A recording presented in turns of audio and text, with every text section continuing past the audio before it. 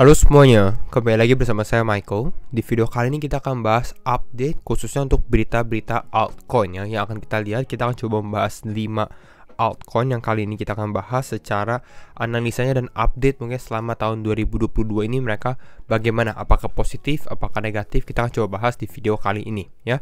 Jadi kita akan langsung masuk aja ke dalam videonya dimana kita akan update. Jadi kalau misalnya teman-teman suka video ini, jangan lupa untuk share videonya, like ataupun subscribe. Nah, kita akan lihat untuk update-nya. Teman-teman bisa cek untuk update seperti ini, ada reportnya yang akan kita ambil ini untuk saat ini di namanya Messari.io gitu ya. Ini untuk report untuk altcoins maupun berhubungan dengan crypto gitu ya. Dan ini beberapa ada yang free ya. Yang free ini cukup public, jadi bisa teman-teman cek juga. Nah, kita akan langsung masuk dulu ke dalam crypto pertama yang akan kita bahas, yaitu adalah Solana. Ya, Solana saat ini salah satu crypto yang besar. Kita lihat Solana ini ranking 9 gitu ya, ranking 9. Kita akan lihat update-nya bagaimana untuk Solana. Dimana kalau kita perhatikan secara untuk total value lock ya, di berapa banyak sih jumlah dana yang dikunci di dalam networknya Solana. Karena Solana sendiri adalah salah satu crypto layer 1 lah, bisa dibilang seperti itu ya, yang menggunakan smart contract.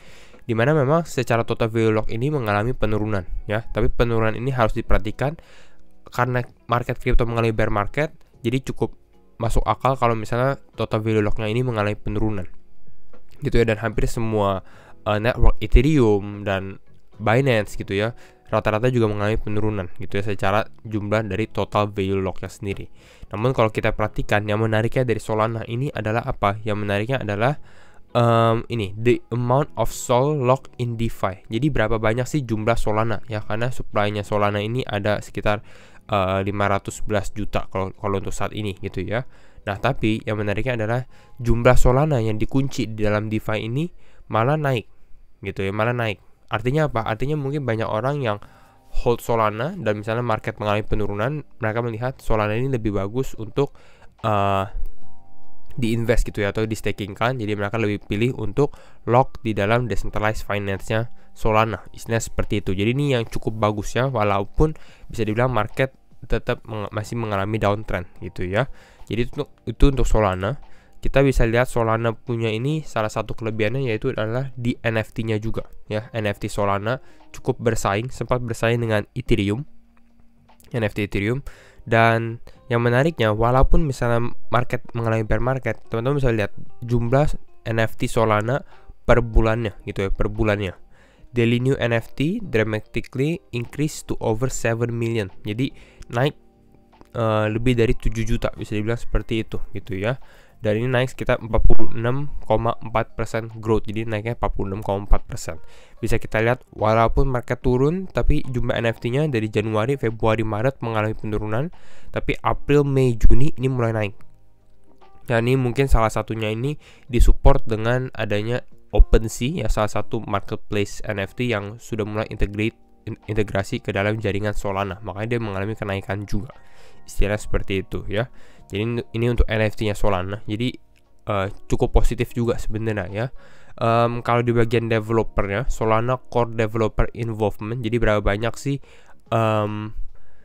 keaktifan di developernya gitu ya. Tapi ini berdasarkan di GitHub sendiri.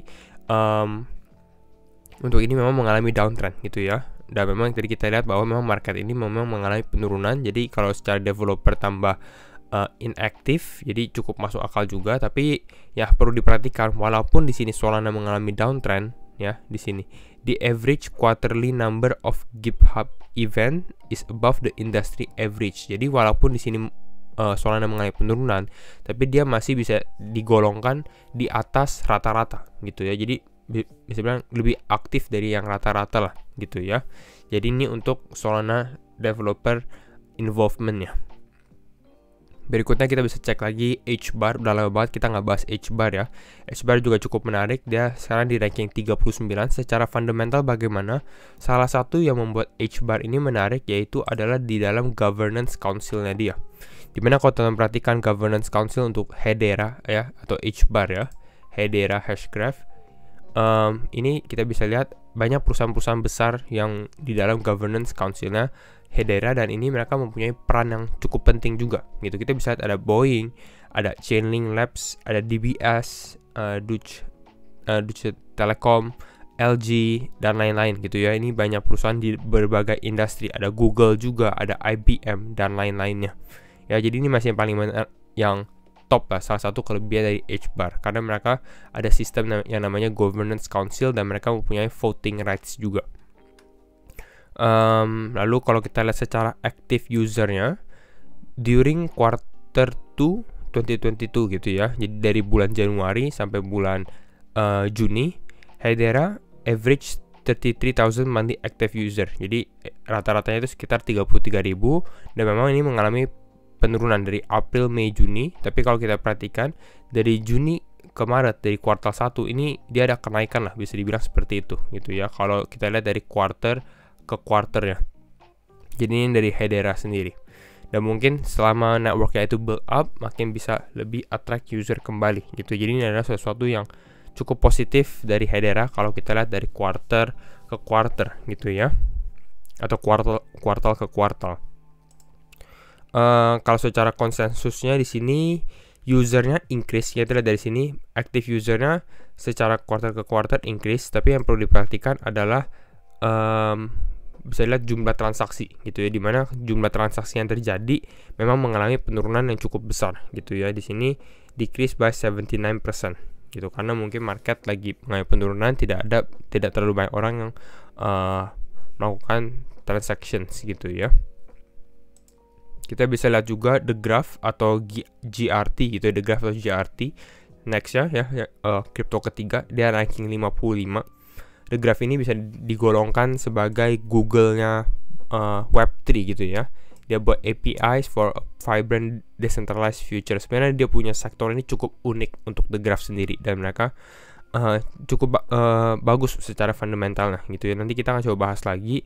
Nah, kalau kita perhatikan the graph ini dari terakhir sebelum kita bahas, dia sudah mulai hosted di beberapa layer-layer lainnya. Kita bisa dari sini, dari Near Protocol, Polygon, BNB, Avalanche. Jadi dia lebih aktif lagi gitu ya kalau kita perhatikan dari the graph sendiri. Jadi ini adalah sesuatu yang bagus sebenarnya dari the graph, ini dari websitenya. Kalau kita perhatikan dari jumlah subgraph-nya on the mainnet di sini kenaikannya signifikan gitu ya. Ini 2350% secara, tapi ini year over year gitu ya. Jadi ini dari tahun 2021 ke 2022. The increasing number dari subgraph yang, jadi artinya memang lebih aktif dan lebih banyak gitu. Jadi ini adalah sesuatu yang sangat-sangat bagus gitu, dan hopefully selama beberapa tahun ke depan bakal seperti ini gitu ya, makin lama makin aktif juga dari subgraph-nya. Jadi itu untuk the graph. Kalau kita perhatikan dari stake tokens-nya ya, jumlah token yang di stake di dalam the graph ini, kita bisa lihat juga memang ada kenaikan sedikit gitu. Ada kenaikan sedikit dari jumlah stake token untuk the graph. Nextnya kita bisa lihat seperti Sandbox di sini atau Sand ya, pasti teman-teman sudah familiar, salah satu crypto metaverse gitu ya. Dia bisa bilang blue chipnya yang paling besarnya, ranking 36 sekarang. Ya, Sandbox bagaimana? Kalau Sandbox ini kita perhatikan dari penjualan land sales-nya dia ya. Teman-teman tahu kalau Sandbox ini metaverse, dan mereka memang menggunakan metaverse ini ya. Jadi masing-masing plot di sini gitu ya, masing-masing plot kecil di sini, titik-titik ini adalah satu land gitu ya, satu land. Jadi yang kita perhatikan adalah di dalam Sandbox sendiri bagaimana. Di sini kalau kita lihat percentage of total distributed land parcels reach 67% in quarter 2 2022. Jadi memang ada kenaikan stabil lah, bisa dibilang kenaikannya stabil. Kita lihat dari quarter 1 2021 sampai quarter 2 2022, distribution dari berapa banyak line yang sudah didapat gitu ya, yang sudah diaktifkan, ada kenaikan, tapi makin stabil. Jadi ini bagus gitu ya, pace of distributionnya lebih stabil dari 46% sekarang menjadi 67%, dan ini mungkin akan bertambah secara perlahan selama beberapa tahun ke depan ya. Kalau secara jumlah penjualan, kalau kita lihat dari sini, nah ini ya, ini adalah secondary sales-nya. Jadi pada saat udah ada orang yang beli, dia mau beli lagi ya, namanya secondary sales. Memang sedikit ada penurunan ya. Penurunannya ini kalau kita bandingkan memang sebenarnya dari kuartal 4 2021 bisa kita bandingkan ya. Kalau teman-teman fokus ke warna yang biru ini di tahun 2021 kuartal 1, kuartal 2, kuartal 3 tidak banyak terlalu kenaikan gitu ya. Walaupun ini memang uptrend, tapi bisa bandingkan pada saat sedang booming metaverse gitu ya. Ini kan di akhir tahun 2021 booming metaverse, memang kenaikannya signifikan sekali dari 16 juta dolar sampai 283 juta dolar gitu ya. Nah, tapi kenaikannya ini tidak berlangsung lama sebenarnya, karena next year-nya atau tahun berikutnya di tahun ini 2022 terjadi penurunan gitu ya. Di sini di kuartal 1 turun kita 138 juta dan di kuartal 2 nih ke 27 juta. Ya, walaupun kalau kita bandingkan dengan tahun 2021 di sini memang masih uptrend gitu ya. Tapi inilah yang namanya metaverse, karena metaverse ini masih sangat-sangat early, masih sangat-sangat awal gitu. Jadi mungkin banyak orang yang belum dapat gambarannya gitu ya. Masih ambigu bisa dibilang ya secara metaverse, tapi mungkin potensi ada. Banyak orang yang mau ada involve gitu ya, pengen masuk ke dalam metaverse seperti ini. Jadi ini untuk metaverse, untuk sandbox. Kita juga lihat dari sini secara aktivitas dari secondary market ini memang mengalami penurunan juga gitu ya, karena memang penurunan dari market crypto juga gitu ya. Makanya kita lihat dari sini active land buyers ini juga mengalami penurunan. Jadi yang beli landnya gitu ya, yang beli properti metaverse-nya gitu ya, virtual property, active land ID-nya juga mengalami penurunan yang kita bisa cek di dalam sandbox sendiri. Selanjutnya kita cek yang namanya Uniswap ya. Uniswap di sini ranking 15. Jadi ini Uniswap mulai kembali mengalami kenaikan, karena Uniswap ini kalau kita perhatikan secara 1 bulan terakhir, nah kenaikannya signifikan sih sebenarnya, lumayan. Kita lihat dari sini dia sempat dari 6,3 bahkan dari 4,9 gitu ya. Kita cek dari sini 6,3 dolar. Ini mengalami kenaikan sampai sempat ke 9,7. Jadi Uniswap ini salah satu yang cukup besar kenaikannya. Dan kalau kita perhatikan Uniswap ini secara daily transaction volume-nya memang lebih ada kenaikan gitu ya, khususnya di dalam jaringan Polygon dan Optimism gitu ya, kedua jaringan ini. Dan memang kedua jaringan ini yang attract user paling banyak gitu ya, Polygon dan Optimism. Dan Uniswap ini ditambah sebenarnya dengan berita-berita di luar dari transaction volume sendiri. Kalau kita perhatikan dari reportnya di sini ya, overall Uniswap benefit from market volatility and healthy arbitrage bot activity. Jadi memang dia lebih memanfaatkan volatility dari market sendiri. Dan mereka ada announce beberapa hal. Salah satunya adalah 1 basis point fee ya, ini dalam Polygon. Makanya kalau kita perhatikan dari transaction di dalam networknya Polygon ini mengalami kenaikan ya. Kedua adalah mereka akuisisi NFT marketplace yang sempat kita bahas di video ya, yang namanya Genie. Jadi ini yang membuat mungkin Uniswap tambah naik lagi gitu ya secara demand-nya. Jadi kira-kira itu dulu untuk update mengenai altcoin ya yang kita bahas dari Solana, HBAR, The Graph, Sandbox dan juga Uniswap. Kalau misalnya teman-teman suka video ini, jangan lupa untuk share videonya, like ataupun subscribe. Dan sekali lagi thank you semua for watching and see you in the next video. Bye bye.